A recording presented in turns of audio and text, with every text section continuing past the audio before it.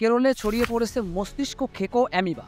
মাত্র কয়েকদিনের মধ্যে প্রাণ হারিয়েছে একের পর এক মানুষ। বিজ্ঞানীরাও শঙ্কিত, এটা কি নতুন মহামারীর সংকেত? তো এখন প্রশ্ন হচ্ছে, কি ঘটছে কেরলে? কেরলে এখনও পর্যন্ত ৬৯টি সংক্রমণ শনাক্ত হয়েছে এবং ১৯ জন মারা গেছেন। এটা গত বছরের তুলনায় দ্বিগুণ। তো এখন প্রশ্ন হচ্ছে, এই মস্তিষ্ক খেকো অ্যামিবা কি?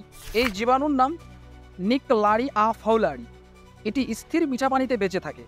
সংক্রমণ ঘটে যখন পানি নাক দিয়ে মস্তিষ্কে প্রবেশ করে।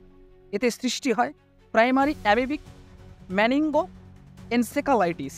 আর এর লক্ষণগুলি হলো, প্রথমে সাধারণত সর্দি জ্বরের মতো মনে হয়, মাথা ব্যথা, বমি, জ্বর, কিছু সময়ের মধ্যে দেখা দেয় ঘাড় শক্ত হয়ে যাওয়া, মাথা ঘোরা, বিভ্রান্তি, এমনকি শেষ পর্যন্ত কোমা।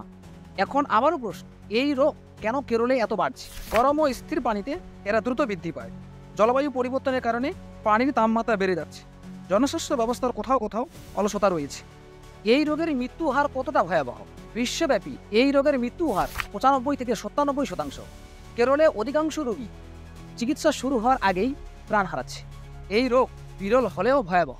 ভয় নয়, সতর্কতাই একমাত্র উপায়। তাই খবরটি শেয়ার করুন আর মানুষকে সতর্ক করুন।